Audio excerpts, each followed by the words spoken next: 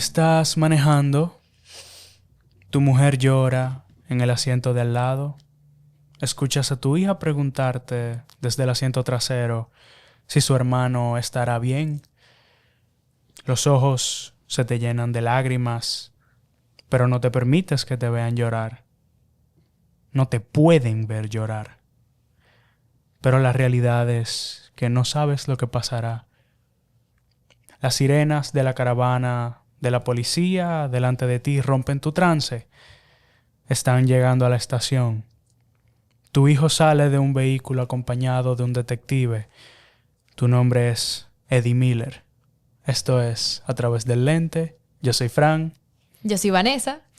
Y hoy les vamos a estar hablando de Adolescence. Adolescente. una serie recién salida de Netflix Sí. hace poco. Es bien nuevecito. Sumamente controversial por alguna razón. Provoca mucho pensar, mucho análisis, mucho dudarse como sociedad, muchas preguntas de por qué o cómo realmente un niño de 13 años llega a actuar de esa manera. O bueno, todo el mundo que me está escuchando la vio. Y si no, véanla. Pero lo que trata básicamente es de un niño que es acusado de homicidio. Pero el niño tiene 13 años. Entonces, venimos más con un lente para analizar cómo un niño puede llegar a ese punto. ¿Verdad? Eso es como lo que queremos plasmar hoy, ¿no? Sí, bueno, la serie realmente toca puntos muy sensibles de lo que es la sociedad hoy en día.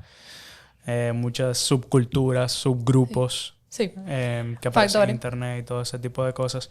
Que por eso se vuelve una serie controversial. Porque aunque intenta, o sea, preguntarse por qué, mucha gente la toma como un ataque personal y ese tipo de cosas. Nosotros desde el día de hoy vamos a intentar verla desde el lente no psicológico, de cómo estas circunstancias pueden desarrollarse, que la serie hizo bien, que entendemos que son puntos de análisis interesantes. Sí. Y desmitificar también. Claro. También explicar cómo muchas veces vemos un caso así y nosotros recibimos en consulta una familia con un problema, categorizado como un problema, no. Y dicen, averígüenme, por favor, querido profesional, qué pasó aquí. Y quieren una respuesta. Como algo que explique todo lo que ha sucedido, pero la verdad que no es tan simple como eso. Conlleva un análisis y son muchos factores usualmente lo que lleva a una persona a homicidio.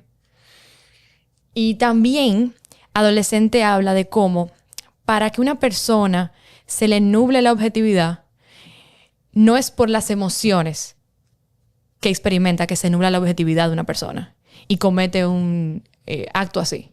Es por la falta de identificación de estas emociones. Si la persona no tiene la capacidad o no la habilidad, ¿verdad? Eso se aprende cuando uno es niño, adolescente, a identificar lo que siento. Y cuando lo identifico, lo puedo entender y por ende procesar. Y no llego a una acción que me pueda perjudicar de esta manera. Entonces, ¿cómo tú quisieras empezar?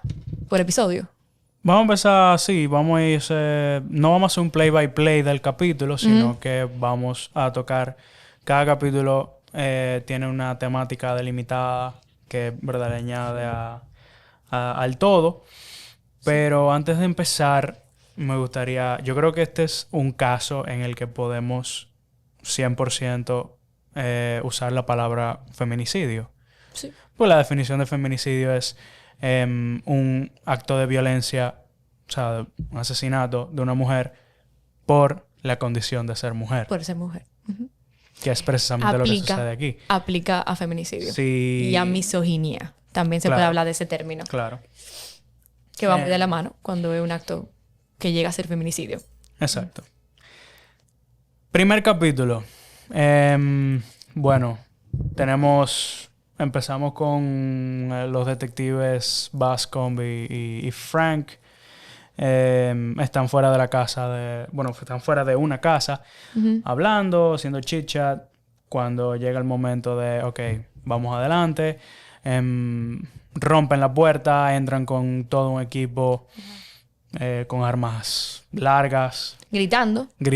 Todo el mundo al suelo. Y llegan a la habitación de Jamie Edward Miller, un niño de 13 años, al que arrestan acusado de asesinar a una compañera del colegio. Y lo que mencionan ahí es no puedes hablar, lo que siempre dicen cuando están pues atrapando a alguien por acusación de homicidio, pero le dan la oportunidad de ir acompañado de un pariente. Entonces él elige a su papá. Él no lo llevan con su papá, pero bueno, la trama comienza ahí. Es interesante ver cómo primero uno de espectador está confundido, en shock, y hasta tiene la posibilidad o el interrogante de ¿será esta una acusación falsa o bueno, tendrán evidencia para estar acusando a un niño de 13 años? Bueno, lo llevan. Para no irnos muy en la temática y entrar en análisis, me gustaría comentar que es interesante ver cómo el por qué él elige a su papá. Que no sé si hablarlo más adelante o dar cara a eso ahora. Porque tiene una razón que él elija a su papá. Uno piensa que por confianza solamente, porque uno suele imaginarse, no, le tiene más confianza a su papá. Su papá es más cercano a él y puede ser por esa razón. Pero él mantiene, y ya entré en tema, si tú me lo permites. Adelante. De esa manera él mantiene su fachada, su careta de inocente más fácilmente. Porque luego vemos, cuando entremos al tercer episodio, cómo él es detonado fácilmente por género femenino. Por si se nos olvidó decirlo, spoilers de la serie entera. Es la única manera de analizar los episodios y las escenas. Hasta ahora nada más hemos hablado de los primeros 5 minutos del primer capítulo. O sea que si no lo han visto... Este es su momento, porque eso es un pequeño spoiler. Pero a partir de ahora vamos a hablar ya para personas que hayan visto la serie. Correcto. Entonces, ¿qué tú quisieras hablar de ese primer episodio? Porque se ve mucha cosa. Sí. Lo interrogan. Bueno, primero tenemos un momento... podemos decir, estresante, posiblemente traumático. Bueno, imagínate a las 6 y pico de la mañana, tú estás tranquilo en tu casa, de repente sin avisarte, sin nada, te rompen la puerta, empiezan a entrar gente con armas, que tírate al suelo, te apuntan y suben las escaleras y se llevan a tu hijo de 13 años preso. El shock para la familia y para él, evidentemente, porque se orinó en sus pantalones. Sí. Entonces, tú me mencionaste que tenías una teoría sobre eso. Bueno, hay una corriente, una teoría un poquito, como todo en esta serie, parece ser un poquito controversial, que tal vez Jamie es una persona mucho más fría y calculadora de lo que pensamos al principio, y es posible que el orinarse en los pantalones haya sido una táctica. Es una teoría... Tiene algunas piernas, tiene algunas escenas que tal vez no la avalan. Es un poquito interpretativo. Es interpretativo porque lo que en psicología llamamos regresión es que una persona de cualquier edad vuelve a un comportamiento anterior de cuando era más pequeño. En este caso, un niño de 13 años orinándose es regresar al momento donde no controlaba sus esfínteres. Entonces, esto indica una situación traumática. Y mi teoría, bueno, Fran fundió y la verdad que vamos a agarrar esa teoría ahí. Fue una manipulación, él planificó eso para verse inocente. ¿Qué pasa? Está la posibilidad también de que él simplemente, al suceder esto, no se esperaba que haya consecuencias de las acciones la acción que él cometió o no, ¿verdad? Que es el interrogante. Y el miedo o terror de ser atrapado por algo que no fue que él hizo de manera accidental, que es mi teoría ya. No fue accidental. Para mí él quería hacerle daño, pero vamos a hablarlo más adelante. Ojo, cuando yo digo que él se orinó a propósito, no estoy diciendo que él tenía precognición, él sabía que la policía se iba a aparecer allá. O sea, no, lo que claro. yo digo es... Déjame verme como un niño que tiene miedo. Él estaba durmiendo. Uno cuando se despierta es muy común que tenga ganas de ir al baño. él ve que esta gente entra, qué sé yo. Y por lo menos, esta es la manera en la que la teoría me hace sentido.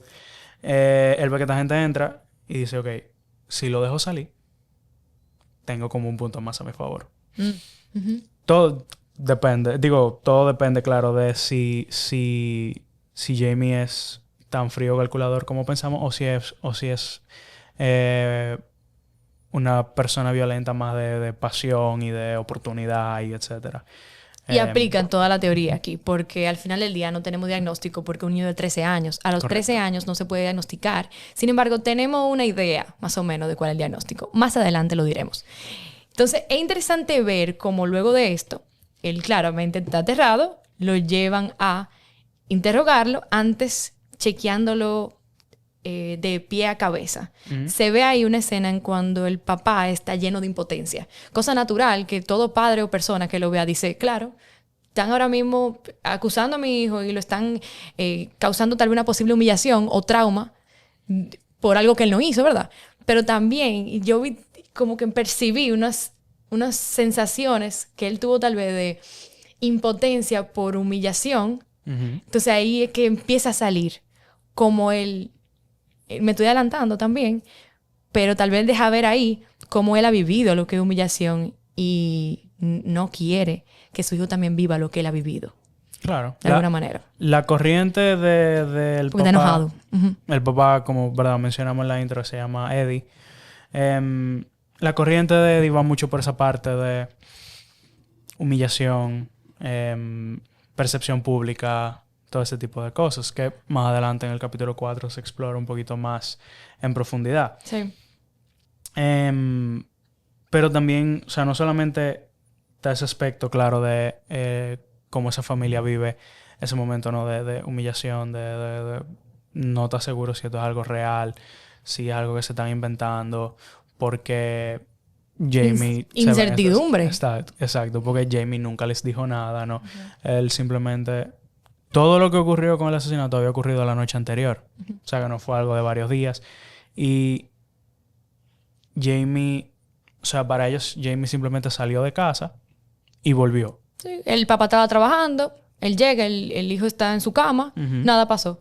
Y eso refleja también la falta de conocer la distancia, la ausencia emocional, de alguna manera u otra, porque de alguna manera u otra no, hubo ausencia. No significa que ellos son culpables de todo esto, como hablábamos al principio, pero son un elemento del por qué o cómo él llegó a tener toda esta experiencia emocional que desconocían los padres. Entonces, hay una ausencia emocional. Él ni siquiera quería que la mamá y la hermana sepan algunas cosas, solamente el papá. Y el papá no sabía muchas cosas que él vivió emocionalmente y que no podía llegar, pensaba el papá, mi hijo no puede llegar a ese punto. Eso es no conocer a tu hijo. Porque en el capítulo 3 uno lo observa y uno está claro que él tiene un mal manejo emocional y explosiones de ira. Entonces... No, qué bueno, por ejemplo, que tú mencionas lo de la idea de esconderle cosas a la mamá y a la hermana. Porque todo esto como que lo vemos en pinceladas en el primer capítulo de yo quiero que mi adulto apropiado o o sea, el adulto que me acompaña durante todo el proceso sea mi papá.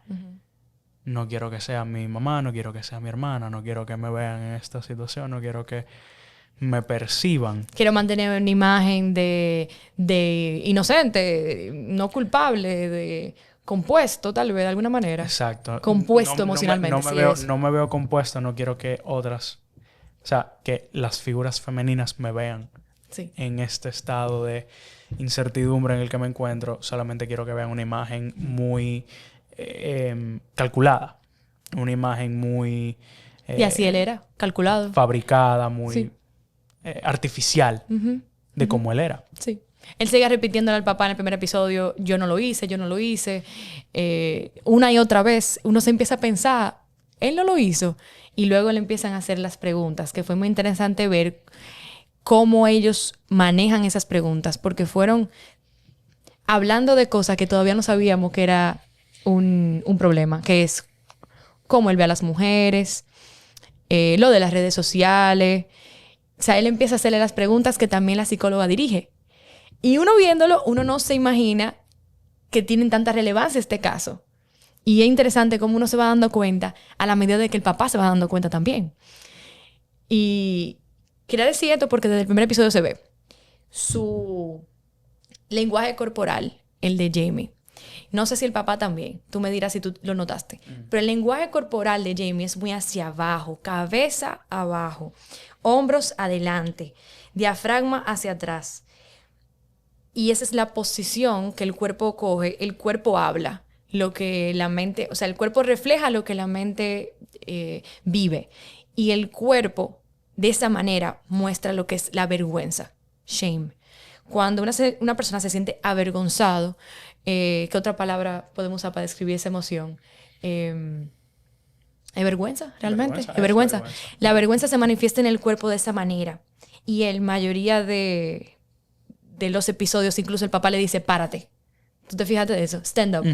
Y al principio pareciera como que él se está mostrando desinteresado y puede ser también esa emoción de vergüenza porque se refleja a través de los episodios cómo él está avergonzado de quién él es y cómo él tiene una relación tan negativa con sí mismo. Entonces, ¿tú quieres mencionar algo de ese primer episodio? ¿Algo más? Hay un momento en el que uno de los policías, oficiales de policía, le dice a Jamie que van a tener que van a tener que hacerle eso, cuando registran a la gente, ¿no? En la casa. No, en la estación. Ah, ok. Después de que le hacen toda la prueba de sangre y todo eso, que lo van a tener que palpar, lo van a tener que revisar el cuerpo a ver si tiene el arma o si tiene algo como pegado abajo de la ropa. Sí. O si tiene heridas de defensa de la víctima, cosas así. Y el papá se resiste, o sea, Eddie se resiste. Al principio, como que parece simplemente ser un padre preocupado porque van a hacer una búsqueda en la que tienen que desnudar a su hijo de 13 años.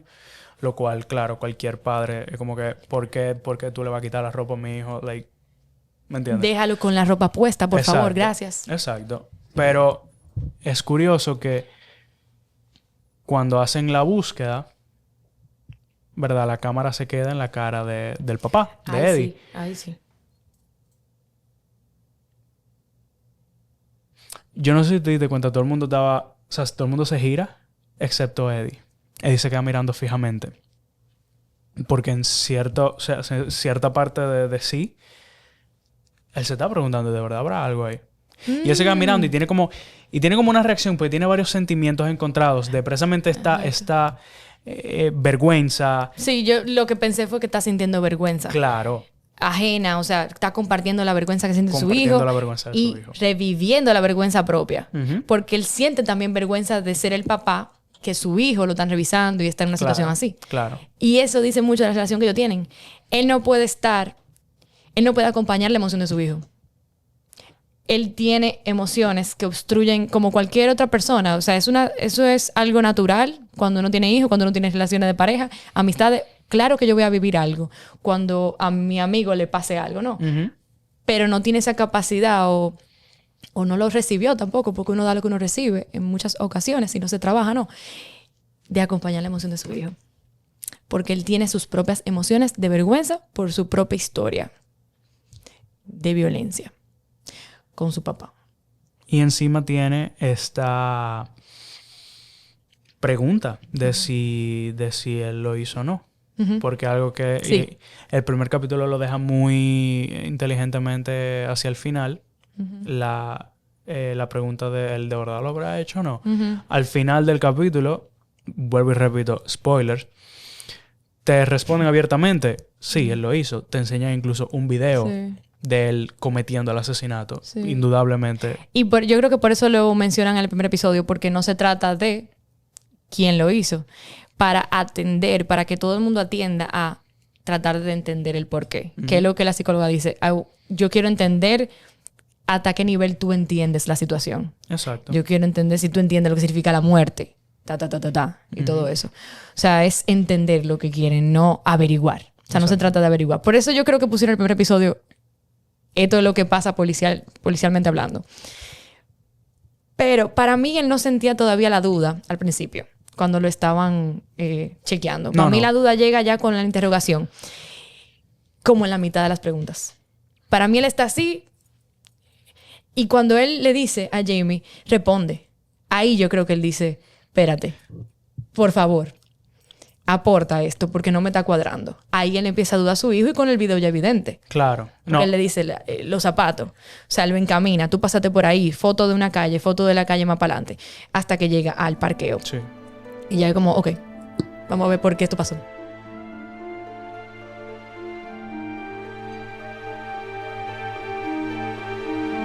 Bueno, entonces vamos a saltar al segundo episodio. Sí. Un capítulo un poquito interesante. El detective Bascombe y la detective Frank llegan al colegio donde estudiaban Jamie y Katie, la víctima, donde estudia también el hijo del detective Bascombe. Y es un ambiente un poquito... caótico. Interesante. Porque no es la reacción que uno pensaría normalmente, ¿no? Después de la muerte de un compañero, de una compañera, de una muerte violenta, una muerte que también se ve envuelto otro estudiante más. Como que uno se espera un luto. Uno esperaría, exacto, algo solemne, gente como en shock. Respetando lo que pasó. Y de repente... No burlándose de la situación, como vimos los estudiantes haciendo, ¿no? De repente tú ves, exacto, adolescentes ingleses haciendo chistes y relajando y... despersonalizado o distanciado de la situación, de una manera que realmente enseña que este contexto escolar es como una de las escenas de crimen. Porque ahí sucedieron muchas cosas que llevaron a... es medio obvio, pero lo que me refiero es a la violencia que pasaba ahí. Cómo se ve que pelean, ¿no? Es consecuencia de lo que sucedió, porque muchas veces cuando sucede algo violento, lo que pasa es que eso desencadena más situaciones violentas, como pelea física, como sucedió en ese episodio. Pero a mí me parece que eso es como un tipo de escena de crimen, ese colegio. Hay una disociación emocional que no es solamente producto de el hecho y de querer como escapar de la realidad de que ese hecho sucedió, sino que también es parte de la cultura escolar. Sí. El sistema, ya había problemas en el sistema evidentes, entonces se desencadenan más, como la manera de afrontar la situación. Afrontarla de manera distante, en donde eso no me pasó a mí, pero yo relajo esto que pasó. Y los relajos de algo serio es lo que él recibió. Sí. Y se ve luego en el tercer episodio como él le dice a la psicóloga, ahí va usted a hablar de bullying. Pero no es solamente, o sea, vamos a decirlo por lo que es. Ahí sucede violencia verbal, violencia física y lo que es alienar a ciertos grupos de estudiantes. Entre ellos, lo que se ve en la serie es un grupo de niños. Por tema de que lo culpan de ser lo llamado incels, que es una comunidad virtual. Que hay que entrar a ese tema porque se menciona y es básicamente una comunidad virtual de hombres que tienen en común este desahogo colectivo de este rechazo que viven, ¿no?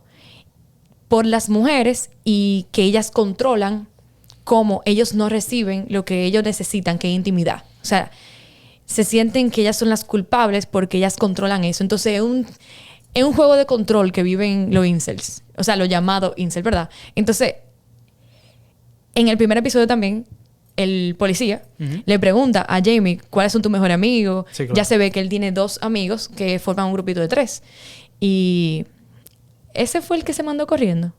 Uno de los amigos fue el que se mandó corriendo. Exacto. Que el policía corre atrás de él. Y uno hasta duda si ese es el culpable, pero la verdad que está muy evidente el video del primer episodio. Él realizando el acto. No, y con la ropa y que también identificada. El amigo le dice, como que al principio hay un momento que están pasando justo por enfrente de la cámara. Y uno de los amigos le dice al otro, como que sí, ese fue mi cuchillo. Como Sí. que... Gracias por dar información Wow, del caso. Evidente. Fue difícil conseguir esa información. Dios mío. Sí. Qué interesante como luego él lo admite. Yo tenía un cuchillo. Wow. Todo como que se conecta. Es bueno... El orden yo entiendo por qué está. Ujú. Luego uno va conectando del cuchillo del amigo y él admite que lo tenía con él.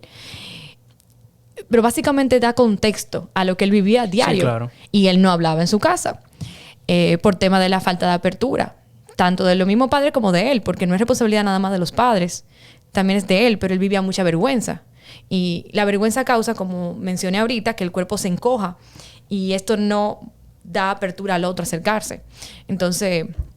Era un niño alienado. Luego él comenta que él fue, como dije anteriormente, o sea, violencia verbal y física, pero específicamente lo escupían y los hacían tropezar. Sí, sí. Entonces todo eso se veía en ese contexto. ¿Y qué más podemos decir del segundo episodio? Bueno, no solamente da contexto de Jamie, sino que también da contexto de Katie. Ah, claro. Porque vemos... En el primer capítulo, ¿verdad? Nos dicen que Jamie y Katie interactuaban mucho por redes sociales. Ujú. Y la idea, por ejemplo, de los detectives era que ellos se llevaban bien. Entonces, lo que le preguntan en el interrogatorio en el primer capítulo es... ¿Qué pasó cuando te la encontraste que hizo que tú la siguieras y terminaras apuñalándola y qué sé yo? Ujú. Y en el capítulo... O sea, en el segundo capítulo, hablando con la mejor amiga de Katie... Hablando también el detective Bascom, hablando con su hijo, que le da una información vital para entender más o menos lo que estaba sucediendo, que es que, aunque las interacciones se veían como positivas en la superficie, lo que estaba sucediendo realmente era que Katie estaba Maltratándolo. riéndose de Ujú. Jamie. Sí. Burlándose de él. directamente. Exacto, de le él. llamaba incel, le ponía emojis de red pill, como relacionado a la manosfera, todo ese movimiento. Que él no le atraía a las mujeres, que él es feo. Exacto. Etcétera, etcétera. Que él lo va comentando en en el Exacto. tercer episodio. Sí, deja ver esa relación que ellos tenían. Y la verdad que a mí me gustaría entrar en el tercer episodio. Porque ahí se deja ver más también del contexto escolar. Cuando la psicóloga le empieza a preguntar sobre todo eso. Ahora, antes de entrar en tema, Ajá. ¿qué te parece cómo ella comienza? ¿Qué te parece? ¿Qué tú notas de su reacción de Jamie? ¿Tú notas algo en cómo él recibe a la psicóloga? Hablándole de temas ya más superficiales, poniendo contexto de conversación. Ok. En el tercer capítulo, ¿verdad? Tenemos a Brioni. La psicóloga. La psicóloga. Ella... Empezamos el capítulo con ella, ¿no? Uh-huh. Y vemos que ella sube por un ascensor. O le abren una puerta. Ella va entonces a un cuarto de seguridad. Uh-huh. Y le dice al que está operando la cámara, le dice, quiero verlo. Uh-huh. Nos imaginamos que él está hablando de... Que ella, perdón, está hablando de Jamie. Y ella entonces lo observa por unos cuantos segundos. El tipo que opera la cámara es un poquito creepy y le empieza a hablar medio raro. Pero ella no le está haciendo mucho caso. Entonces ella dice, tengo que buscar un chocolate caliente. Va a la máquina, busca su chocolate caliente, Uh-huh. que no es para ella. Uh-huh. Pero... ahí se ve el plan que ella está... Exacto, ella está armando un plan. Todo eso tiene una intención. Uh-huh. Una intención terapéutica. No se desarrolla una situación totalmente terapéutica porque Exacto. también con fines... Es más de fines de evaluación. Exacto. Sin embargo, sí, ella va con un plan. Sí, claro. Y la observación es muy importante a la hora de evaluar antes de comenzar a interactuar con la persona. Sí. El mirarlo en su contexto ya sin nadie. Exacto. Cómo él actúa, cómo él se sienta. Hablamos de la postura. La postura. La misma que decíamos ahora, hacia abajo. Él estaba sentado y aunque no la dejaba concentrarse, ella lo lograba. Cosa que enseña como su empeño. Ella dice que ella quiere tener una observación única. Entonces, que no le comente lo que el otro observó, ni lo que fulancito observó tampoco. O sea, ella quiere estar... ella quiere evaluar en cuanto a lo que ella observa ese día que ella va nuevamente. Ahora, ¿por qué yo te pregunté que tú notas de esa manera que ella empieza la conversación? Ajá. Porque él se puso a la defensiva automáticamente. Sí, claro. ¿Qué deja ver eso? Que cuando habían hablado, ella entraba en pregunta, respuesta. Cuando habían hablado anteriormente, porque esta no es la primera vez que ella lo ve. Exacto. Y él se había visto por muchos otros profesionales, entre ellos hombres, que él se sentía más cómodo, él lo expresa. Él lo expresa continuamente, me siento más cómodo o me sentía más cómodo con fulanito. Y era hombre. Cuando se ponía a la defensiva. Él se quedó a la defensiva mayoría de esa conversación. Estaba con las armas afuera. Pero incluso yo creo que era como algo doble. Porque, o sea, el hecho de él sentirse cómodo con el otro, con el otro psicólogo. ¿Por qué? No solamente porque era hombre, sino porque estaba siguiendo algo predecible. Tenía un approach como un poquito más estructurado que Jamie podía descifrar. Sí. Y al poder descifrarlo, él está tranquilo porque siente una percepción de control falsa. Exacto. Que es la parte más interesante. Si yo sé lo que tú como evaluador me vas a preguntar, yo puedo entonces planificar mi respuesta. Exacto, planificar mi respuesta, moldear mi imagen de acuerdo a la pregunta que yo sé que viene. Exacto. Y seguir con mi máscara. No se caiga la careta. Exacto. Si de repente viene esta psicóloga, que primero es mujer, y por el hecho de ser mujer ya Jamie le estaba incomodando, le estaba haciendo sentir incómodo porque se siente expuesto, se siente que necesita esa validación. Y entonces 100%. ella no llega a hacer preguntas de manera robótica, sino que ella empieza a conversar. Y empieza a conversar y la conversación ella empieza a moverla ligeramente hacia uno que otro tema. Terminan eventualmente hablando del papá y del abuelo. Cosa que... Ajá. Y aquí Brioni entonces sí intenta conseguir una respuesta de manera insistente. Entonces pregunta 2 o 3 veces sobre el papá y sobre el abuelo. Y ahí es que Jamie se la lleva y empieza como que a echarse para atrás.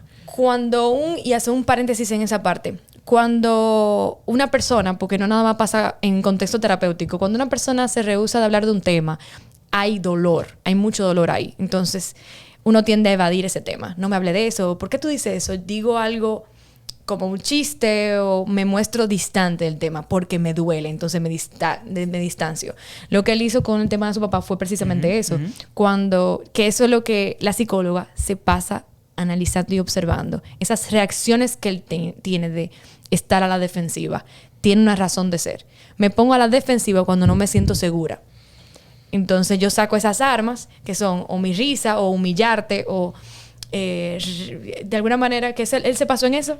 Sí, él se pasa humillándola para no sentirse humillado. Que eso llamamos los psicólogos proyección o transferencia, que es la relación que se crea aquí. Yo te hago sentir mal porque yo no quiero que tú me hagas sentir mal o yo me he sentido mal. En este caso humillado. Entonces... Esto es psicodinámica, señora. Sí, psicoanálisis clásico, pero no muy clásico. Bueno, pero es interesante cómo uno se la pasa observándolo, tratando de tener control, que fue lo que tú mencionabas. Tratando de tener el control de la situación, que lo vean de cierta manera. ¿Cuándo se le empieza a caer la fachada? ¿Cuándo tú crees que se le empieza a caer? Bueno, en el momento en el que él empieza a cuestionarle a Briónica porque le está preguntando tanto de su papá y de su abuelo, ya él empieza como a... él empieza a mostrar un poco. Que está incómodo, que mi papá es bien. ¿Por qué tenemos que hablar de mi papá? ¿Es cariñoso? No. ¿Cómo así? Entonces él dice... me siento raro con esa pregunta. ¿Qué más dice? O sea, él deja ver que hay una mirada de su papá como alguien que no muestra, no es vulnerable, no. Y se molesta a veces, como pocas veces. ¿Te recuerdas? Él se molesta. Se molesta porque lo estoy minimizando. Él está como protegiendo la imagen de su papá. Porque eso es lo que vive. Exacto, protegiendo su propia imagen. Exactamente. Protegiendo su imagen y la del papá. Y por eso el papá también quiere proteger la imagen del niño. Claro. Porque está protegiendo su imagen. No quiero dejar ver mi vulnerabilidad. No quiero dejar ver que esto me duele. Quiero dejar ver una fachada fuerte. Que nada lo derriba. Y entonces Jamie como que va Sí, porque hay cada una vez explosión. subiéndose más, exacto. Con cada Sí. palabra, cada intervención, Sí. se va subiendo cada vez más, Sí. cada vez más, cada vez más, hasta que llega el punto que Explota. En el ciclo de violencia hay 3 etapas, justamente. Que es luna de miel, todo está bien, estoy chévere, estoy encantador, te estoy mostrando mi mejor cara. Y como la segunda etapa es acumulación de tensión. Y se ve como él acumula tensión, acumula tensión, acumula tensión. Porque le está molestando que se está tratando de penetrar de ese exterior, esa coraza que él creaba. De no me importa lo que piensen de mí o cualquier coraza. Y luego llega esa explosión que tú dices. Entonces, ¿qué pasa que él llega a la explosión? El tema de papá y... el tema de control. Sí. Tema de control. Sí. No me quiero sentar. No voy a hacer esto. Mírame. Él dice, look at me now. Mírame. Y tumba el vaso. O y sea, eso es poderoso. Exacto. Ver eso.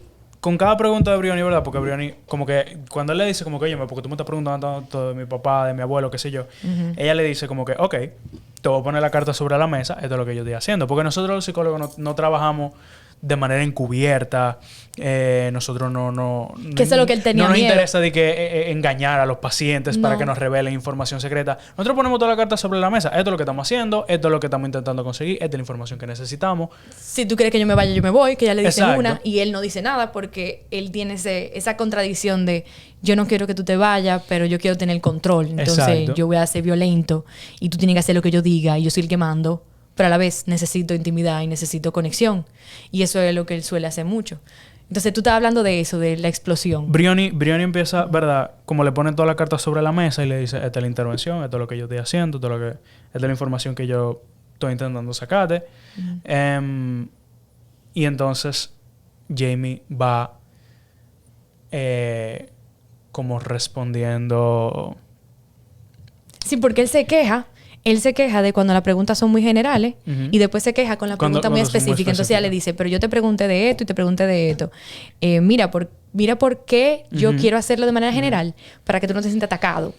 Entonces no es una conversación. Exacto. Pero entonces él empieza entonces como a lash out, a atacar, Sí.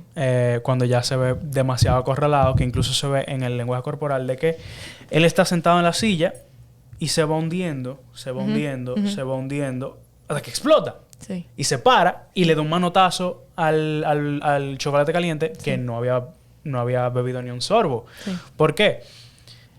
A él le gusta el chocolate caliente. Ella se lo trajo. Él no lo toca. Él solamente lo toca para Sí. destruirlo. Eso es totalmente una representación Y sin embargo, de lo que él hace. el sándwich, El famoso sándwich. el famoso sándwich, estábamos hablando antes del capítulo backstage sobre lo que significa la mitad de un sándwich de queso y pepinillo. Que no solamente tiene una importancia para la intervención de Brioni, sino que también tiene una Un importancia símbolo. simbólica. Representa algo. Brioni prepara un sándwich de queso, que es un sándwich estándar, casi todo el mundo le gusta. Se lleva. Pero le pone pepinillo. Brioni sabe Sí, adrede. que a Jamie no le gusta el pepinillo.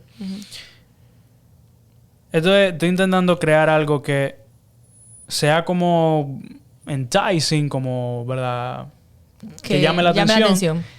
Pero que tenga algo que tú no quieras. Para ver entonces si tú o lo rechazas o si tú... Yo decido cuándo Tú lo has- me lo voy a comer. Exacto, o si tú no sabes poner los límites suficientes de decir, no, eso no me gusta, o no, yo no como eso, sino que tú, sí, está bien, muchas gracias, y lo dejo en la esquina, Sí, sí. o sí, y me lo empiezo a comer aunque no me gusta. Lo Que se ve eso significa, yo recibo como que todos estos estímulos que no me gustan y lo empiezo a guardar, hasta que salen. Entonces, y el chocolate también. exacto. El chocolate es algo que sí le gusta. Y Es una entonces, muestra de afecto que él rechaza. una manera de vincularse. Sí. Que él después pide, porque él después dice, tráeme otro. Él lo pide para atrás. Después de explotar, y después él dice, no me lo merezco. Hay un juego ahí de control y poder. Yo lo tengo, lo rechazo. lo destruyo. Cuando tú me haces sentir mal, yo te hago sentir mal, porque eso es una muestra de afecto que tú me diste. Exacto. No lo acepto. Y luego digo, tráeme otro. Y primero te digo tráeme otro. Y después cuando tú no lo traes, Brioni no lo lleva. sí, por simplemente que se le olvidó, ella estaba procesando y eso es algo bueno. Ella tomó una pausa para canalizar sus emociones y lo que estaba pasando, cosa que no siempre tenemos esa destreza con niños. Entonces Sí, claro. lo que hacemos es que llevamos nuestras emociones a la mesa. Como estaba hablando del papá, pero si hubiese pasado ahí, causa una transferencia de emociones que es mucho. Y la verdad que fue lo mejor que ella pudo hacer, levantarse en ese momento. ¿Tú crees que ella se lo olvidó? La teoría de él orinarse y esta, o sea, tú me estás haciendo fundir. No, mira qué es lo que pasa, mira qué es lo que pasa. ella sale muy agitada de la Sí. sala, ¿no? Pero ella se toma un minuto, no literal, pero se toma un momento y va entonces de nuevo Lo observa. a donde está la cámara de seguridad. Y ella se queda viéndolo un rato. Y sí, está el tipo de la cámara de nuevo siendo creepy, hablándole en la oreja, qué sé yo, pero ella no le está haciendo mucho caso. Y ella lo está viendo. Y en lo que ella se está bajando ella sus revoluciones, lo está observando. Puede ser que no lo quería traer. Ahora, qué bueno que no llevó uno porque vimos como él dijo, yo no me lo merezco. Y yo creo que sí la técnica fue, ay, déjame buscártelo. Yo creo que esa fue la Sí, técnica. sí. No tanto que se le olvidó, Full. porque ella estaba viviendo muchas emociones. Más cuando ella regresó, recordarse de eso y ver su reacción. Exacto. Ah, déjame darte algo que tú no te mereces. Ujú. Realmente hablando. Y él dice, no me lo merezco. Y, entonces, Y luego él exacto. vuelve a la etapa de luna de miel, porque ella le explotó. Entonces él ahora es una persona que pregúntame lo que tú quieras, de hombres, de mujeres, de lo que tú quieras. ¿Verdad? Pero eso es controlando la situación. Exacto, Jamie Yo hace... estoy diciendo que ahora vamos a estar manso, porque yo mando. Hace lo que hacen todos los abusadores, que es, o sea, cometí, ¿verdad?, el acto de violencia y yo entiendo que es un acto de violencia y que está mal, entonces yo me pongo bajito, chiquitico, Sí. para que tú me aceptes de nuevo, por favor, Sí. please. Sí. Cosa que tengo que decirlo, yo sé que estamos en orden, pero el papá muestra al principio del próximo episodio, que es explosión de ira y después yo estoy manso y vamos a celebrar mi cumpleaños y ay, mi hija, que no sé cuánto. Y ellos caen en eso, en donde no hay reflexión real de lo que pasó. Eso no se justifica porque ay, yo estaba enojado y me escribieron algo en el carro. Entonces, esto se está... Por eso es que tiene mucho sentido hacer un análisis completo, porque esto es aprendido también. Y lo que lo refuerza es la humillación vivida en la escuela y todas las otras situaciones que hemos hablado y vamos a seguir hablando. Pero definitivamente él aprendió el manejo de la ira de su papá. Sí, claro. Y cómo él vuelve. El papá, todo está bien. No, él se enoja a veces. Él mismo normaliza el papá. Ujú. Él lo ve normal. Él ve la violencia como algo normal y justificado. Ujú. Entonces sí, esa es la primera explosión que él La tiene. primera. Entonces después se ve cómo sigue la conversación. Le pregunta sobre la escuela, sobre su relación con Katie. Ujú. Se pone a la defensiva. El Instagram, le Sí. muestran alguna foto. Hay algo muy buenazo que ella hace, que es él está hablando de que un amigo recibe fotos o fotografías de chicas sin ropa y él dice, ese idiota que no tuvo cuidado con eso. Dando a ver que él quería más acceso a las fotografías, dando a ver la falta de empatía hacia la mujer y la objetificación de la mujer y del cuerpo femenino. O sea, Jamie primero como que empieza a hablar, le da un poco de contexto a Brioni sobre que ella había uno de los muchachos que le gustaba a ella. Entonces ella le mandó fotos. Entonces él le dice que ella... O sea, cuando Brioni le pregunta que si Katie era su tipo, Jamie le responde, no, ella era muy plana. Sí. Y después le dice, sin ofender, Lo arregla y ella le dice algo bueno que es, usa tu lenguaje. pero dejándolo... ¿Expresarse? no, pero dejándolo implícito de que yo te estoy calificando igual. Y tú eres Porque el objeto él le dice a Brioni sin sexual. ofender. Sí. O sea, Sin ofender. También te estoy diciendo que tú eres Claro, te plana. estoy incluyendo en mi visualización de las mujeres. Exacto. Que eso explica, sin explicar directamente lo que ella preguntó ahorita, que fue cómo tú ves a las mujeres como objetos. No hay una delimitación de esto es un ambiente profesional, de tú vienes aquí a hacer un trabajo, sino que yo te trato igual que trato a toda la mujer en mi vida. Hay una falta de respeto. Hay una falta de respeto sutil que habla de la acumulación de tensión. En la acumulación de tensión yo voy haciendo microagresiones. O sea, el agresor va haciendo microagresiones. En donde deja decir esos comentarios degradantes. No. Y si uno presta atención a esos signos y uno no lo deja pasar, uno decide ver la realidad como es. Si uno lo deja pasar, pues yo estoy justificando también lo que son microagresiones. Y las microagresiones son igual de hirientes que las agresiones. Entonces, se lleva esa conversación y en una, él no habla como la niña, como un ser humano. Y me encanta cuando ella dice, ella está muerta. ¿Tú sabes lo que significa la muerte? Ahora, lo hace separado.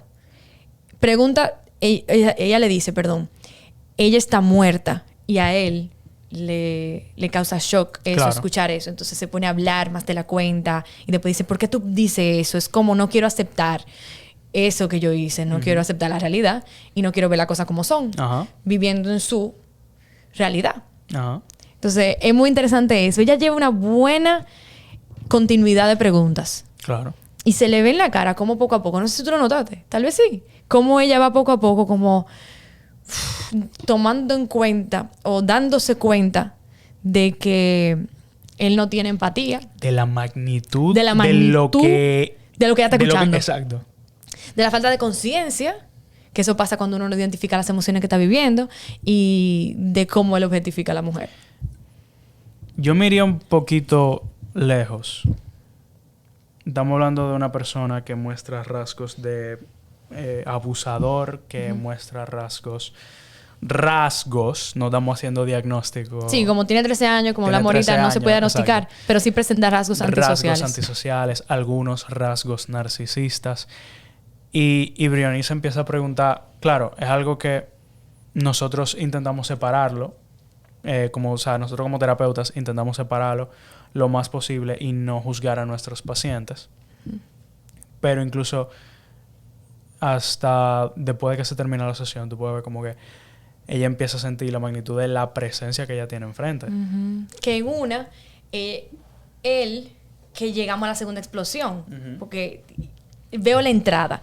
Y la segunda explosión fue porque él admite lo que hice. Él dice él dice, yo sé que tú quieres entender, que yo entiendo, que tú entiendes, que yo entiendo lo que yo hice. Sí, y cuando él dice lo que yo hice, él se da cuenta de lo que dijo. Él mismo se para, explota. Tú me engañaste a esto. Tú estás metiendo palabras en mi boca. Palabras en mi boca, ajá. Y nadie metió palabras en su boca. Porque él la dijo claramente. Él dijo, yo hice lo que yo hice. Ya ahí, ya le está admitiendo. Pero yo no sé si tú te habías dado cuenta que en este capítulo, o sea, en el tercer capítulo, Jamie, él habla de que yo no hice nada mal. En el primer capítulo él dice, yo no hice nada. En el tercer capítulo, él se la pasa diciendo, yo no hice nada mal. Él quiere que le aseguren constantemente, que le aseguren que él no hizo nada mal. Vanessa, también. yo no hice nada mal. Yo no me equivoqué. No hay conciencia. Lo que yo hice está justificado. Está justificado. Sí, porque ella se lo ganó, porque ella es... ¿Verdad? Que ella es una... Y la insulta y le pregunta a la psicóloga. Ahí se ve que él quiere que lo contengan y que le digan, todo está bien, no pasa nada, tú no hiciste algo malo. Y muchas veces eso pasa en la familia. Hubiese sido muy interesante, tú me lo dijiste antes del episodio, tengo que traer el tema madre, porque sería muy interesante ver la reacción de la madre ante esto, que tal vez es justificar el comportamiento de su hijo. Bueno. Porque ella justifica el comportamiento de su pareja. Sí. Entonces tal vez, pero él no estaba muy cansado. O esa es mi hipótesis. Yo veo que tú también tienes hipótesis de que la madre hubiese justificado porque ellos están en total negación de quién es realmente Jamie. Porque no lo conocían. Sí. Entonces muchas veces lo que hacemos por nuestro ser querido es protegerlo, querer protegerlo y encubrir estas decisiones que hicieron muchas veces en consulta. Cuando veo un caso rasgos antisociales y narcisistas, la familia protege. Es como, una consecuencia, encubre.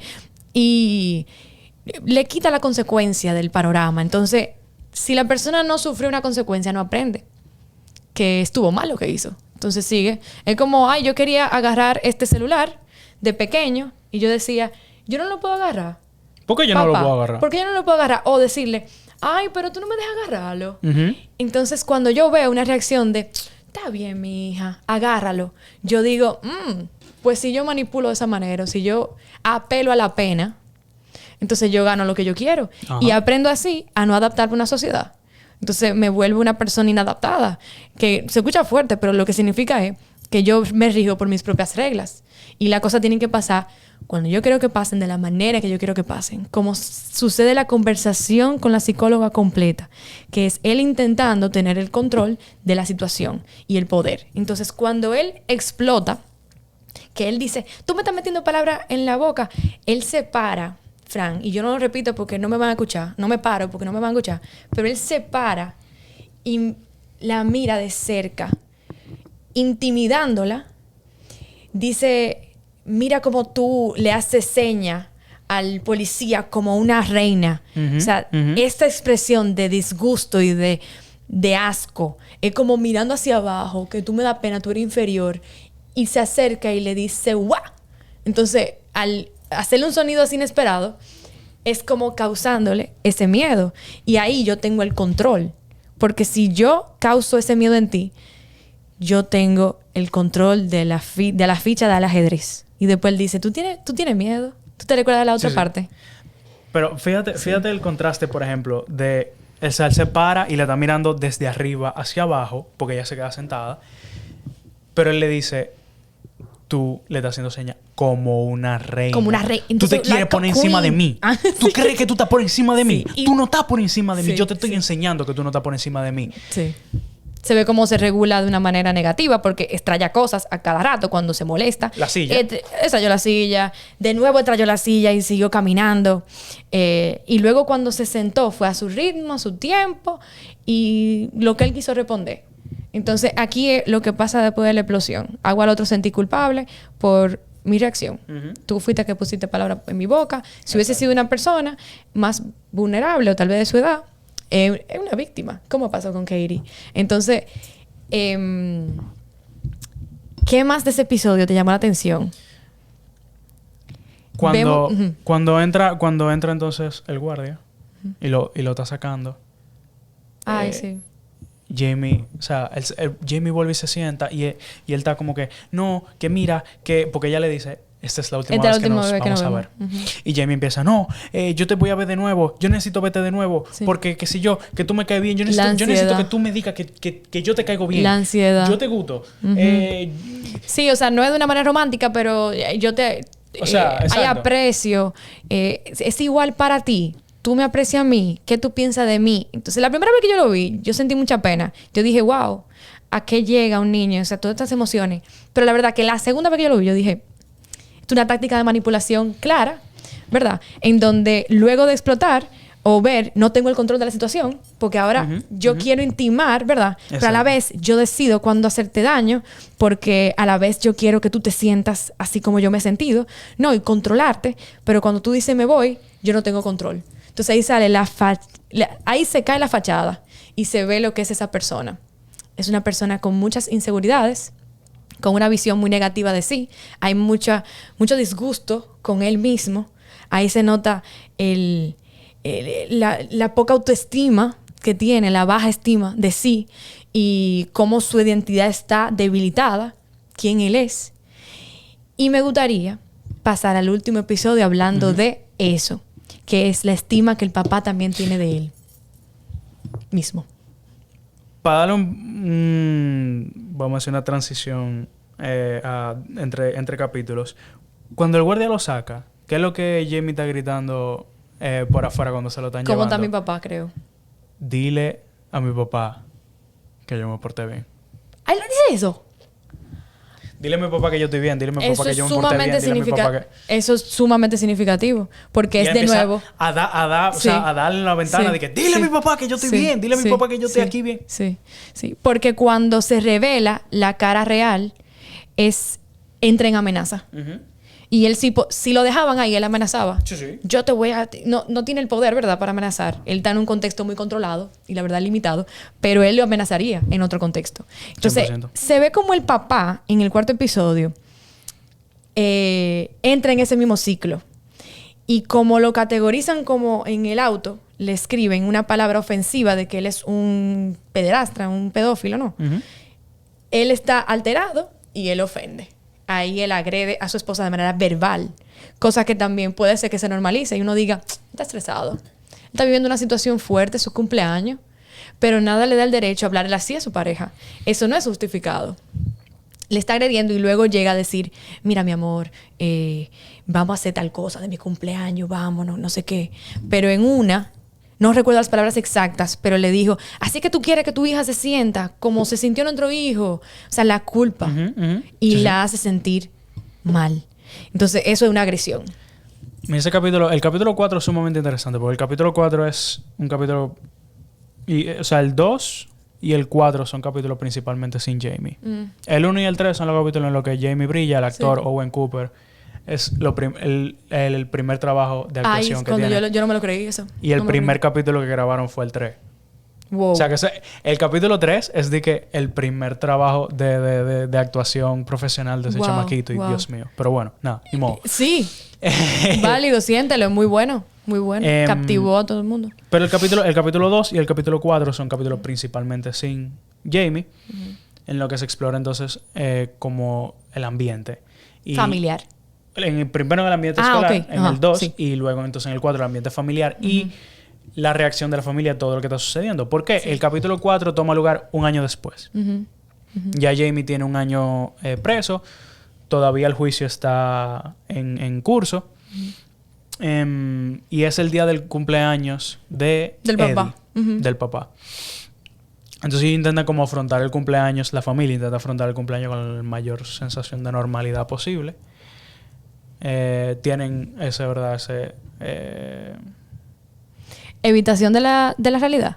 Porque ahora tú diciendo eso, yo no había pensado en esto, pero la mamá y la hermana trata de estar cerca, ella escucha, el papá le dice, no está escuchando, pero es inevitable. Entonces no es la culpa de la niña escuchar la situación familiar, es algo que ustedes tienen como padres que llevar su conversación aparte y no hablarse de manera agresiva delante de sus hijos, ¿verdad?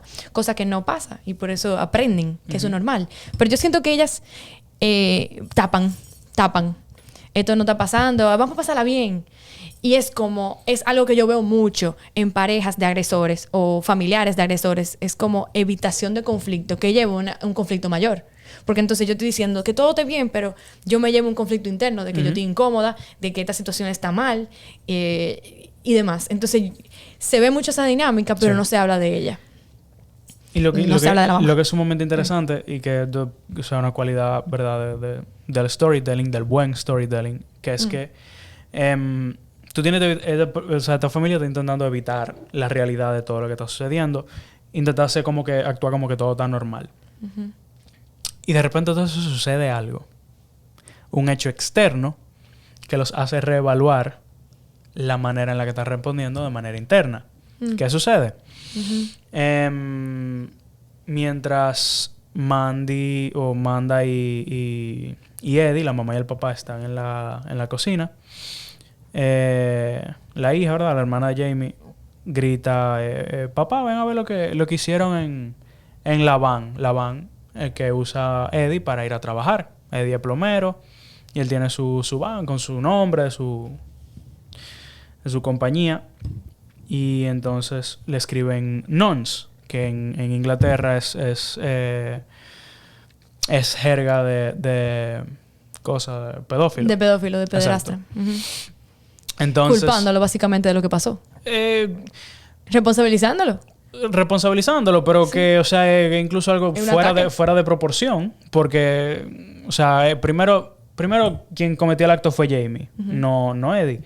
Y el acto fue o sea, estamos hablando de un acto sin violencia, el asesino no en ningún momento se habla de un componente de abuso sexual.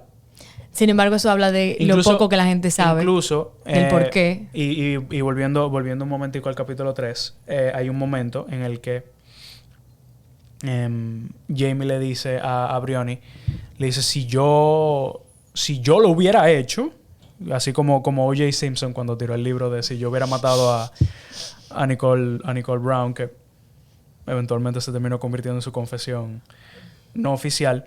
Él dice, si yo lo hubiera hecho, yo hubiera tenido el cuchillo y yo hubiera podido... Con una arrogancia. Exacto. Yo hubiera podido tocarla o yo hubiera podido hacerle muchas cosas y no lo hice. Si hubiese estado en la situación... Perdón, sigue. Ajá. Que pensé en otra cosa. Que básicamente esa idea de que si hubiera habido un componente sexual si hubiera habido un componente de agresión sexual del crimen, se hubiera mencionado, hubiera sido una parte sumamente importante.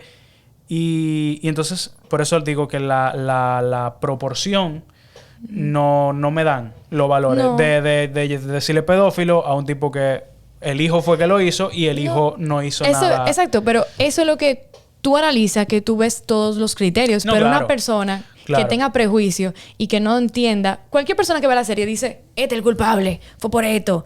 Y no entiende el contexto completo. Claro. Pero es una manera de, o sea, traer el conflicto a que... Sí. o sea, traerlo al mundo real. Porque hasta ahora el conflicto existe en la cabeza de la familia, de los miembros de la familia, y ninguno de ellos está prestando la atención. Entonces, esto los obliga a enfrentarse al conflicto. Ay, buenísimo. Ya entiendo lo que tú dices de evitación de conflicto. Exacto. Es como, miren lo que está pasando y ellos lo quieren borrar. Es verdad. Ellos lo quieren borrar. Y mira cómo tiran pintura arriba. No pasó, esto no está pasando, todo está bien. Borrar. Eso es por culpa. Uno hace algo compulsivo. Conectamos.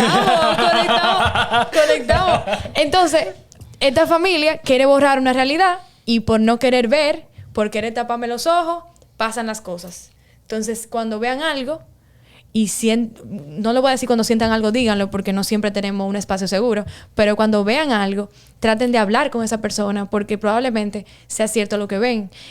Es doloroso enfrentar una realidad, pero es mejor enfrentarla y atravesar el dolor como hace el toro en el tornado, que hace como la vaca que corre al otro lado y se lleva el tornado y el dolor dura más tiempo.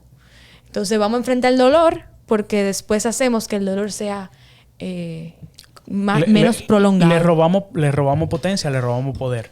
Si lo enfrentamos, le robamos poder, le robamos fuerza.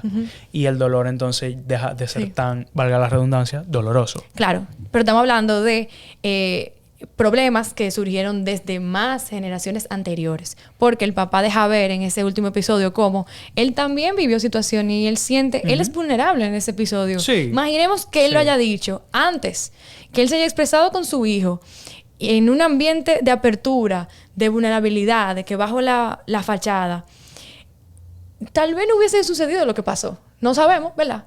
Pero hubiese sido un momento de apertura del decir todo el dolor que él está sintiendo. Y que no es darse cuenta de que Jamie no estaba solo. Entonces, a mí se me ocurre como decirle a todos los que nos están escuchando, y también a ti, Fran, y a mí, como de tener un momento de introspección en donde recordemos a ese adolescente que éramos. No. O adolescente que eres, si eres adolescente, quien nos escucha. Y frenar un momento. ¿Qué tú le dirías a ese adolescente?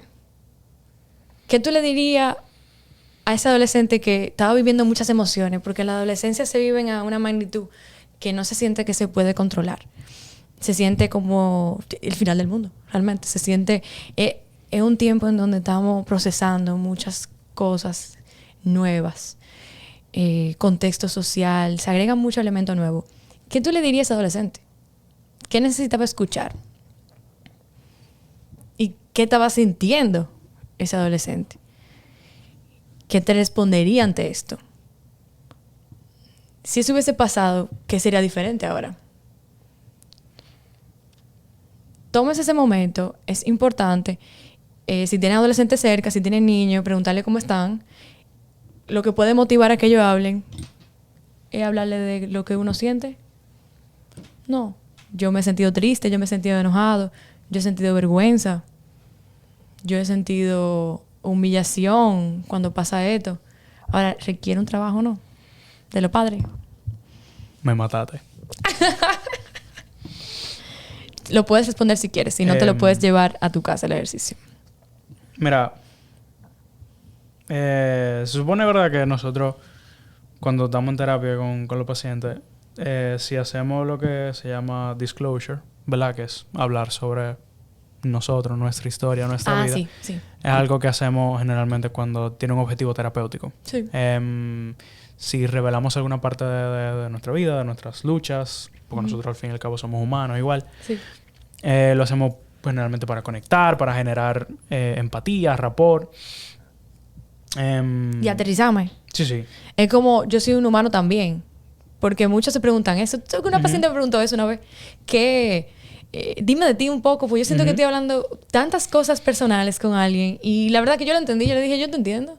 Le hablé un poquito de mí, algo realmente genérico, pero también humano. Claro. Y uno muestra un poco de sí, pero es válido sentir eso. ¿Cómo yo me voy a exponer en un lugar donde yo creo que yo estoy en peligro? Entonces, para crear un ambiente sano, y ya aquí no estamos enfocando en familia, porque hay más cosas que no podemos, la verdad, abordar, que es tema escolar. Eso se escapa de nuestra mano y un sistema que, la verdad, que si tú creas una base fuerte en tu casa, ellos pueden combatir con mayores recursos lo que es escuela, porque escuela es sociedad. Como pasa con el hijo del policía, en mi opinión. No sé. O sea, había ausencia. El policía se dio cuenta de cosas que él estaba viviendo, el hijo, cuando sucedió un homicidio, ¿verdad? O sea, ahí hay ausencia. Feminicidio. Excelente. El feminicidio. Pero también... muy bien.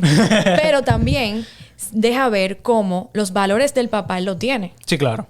Claro. De mediador. Mira cómo el papá se preocupa mucho porque se le protagonice a la víctima, no al perpetrador. Al perpetrador. Se está olvidando de que esta persona fue asesinada y se está hablando del asesino, lo cual también causa mucha impotencia. Claro que pasa mucho a nivel social. Tú tienes toda esta serie de asesinos en serie y del tipo que mató a fulano y del tipo que mató a fulana. Y la víctima, güey, o sea... Sí. Se olvida. La persona que no tiene nada que ver en este sentido. Por el morbo, pues la gente se enfoca en, wow, este asesino, que no sé qué. Y se olvida del problema, que es que están sucediendo asesinato y feminicidio. Pero mira, fíjate, volviendo a tu pregunta. O sea, realmente me trasladé a cuando era adolescente y en una época en la que exhibía tal vez mucho comportamiento que pudieron haber sido comportamientos de riesgo. Y Jamie me hizo mucho ruido por ese sentido. Y, o sea, ve esta serie, este desarrollo y es como, wow, eso, hay un universo en el que yo potencialmente hubiera podido ser así o estar de acuerdo con Jamie o no sé. Y está bien fuerte. Pero fíjate. Interesante que tú digas eso. Y gracias por expresarte porque eso es un ejemplo de lo que estamos diciendo. Al tú abrir conversación, abre a más conversaciones de hombres, a hablar, y mujeres también. Pero digo hombres es porque los hombres se pueden relacionar de una manera ya un poco diferente a esta serie. Por lo que tú dices, me remontó a mi adolescencia. ¿Pudo haber pasado? No. 100%. Entonces... Mira, para ir ya, ¿verdad? Cerrando con todo este asunto, el cuarto capítulo básicamente ofrece, y ya hacia el final también, ofrece una ventana hacia cómo Eddie resuelve problemas, cómo falla en resolverlos, y cómo su inhabilidad de comunicar lo que le está pasando momento a momento, como el Imanda tiene una conversación al final en la que se preguntan si fueron los responsables de lo que Jamie hizo. Y llora. Es muy desgarrador ver esa escena, ¿no? Claro. Como él llora y le pide perdón, ¿no? Perdón, mi hijo, al peluche. Eventualmente ellos llegan a la conclusión de que no fue únicamente nuestra culpa, pero sí lo pudimos haber hecho mejor. Y esa conclusión él la interioriza y es exactamente lo que entonces le dice al peluche. Que es... él toma el peluche como un avatar de su hijo, lo pone en la cama, lo arropa y le dice, lo siento, mi hijo, yo pude haber sido mejor para ti. Y ahí se ve que lo que no llegó a hacer, estar, cuidar, amar y sé vulnerable. Entonces, si tenemos alguna recomendación para acabar, es eso. La vulnerabilidad es una fortaleza. Si yo expreso lo que siento, le doy espacio al otro a saber que no está solo, que yo soy una persona que identifica lo que siente y eso no significa nada malo. Al contrario, yo soy un ser humano e impulsa más espacios abiertos y seguros de expresarse. Entonces, por hoy lo dejamos hasta aquí y agradecerles. La verdad, muchísimas gracias por escuchar. Nos pueden encontrar en distintas plataformas como en YouTube. Suscríbanse. Denle a la campanita. Dejen comentarios y nos pueden encontrar y escuchar ya, solo escuchar en Spotify, en Apple Podcast, Google Podcast, etcétera, etcétera, etcétera. Son demasiadas y aprendérmela. Bueno. Nos pueden encontrar en todas esas plataformas. Entonces, hasta la próxima y gracias nuevamente. Chao.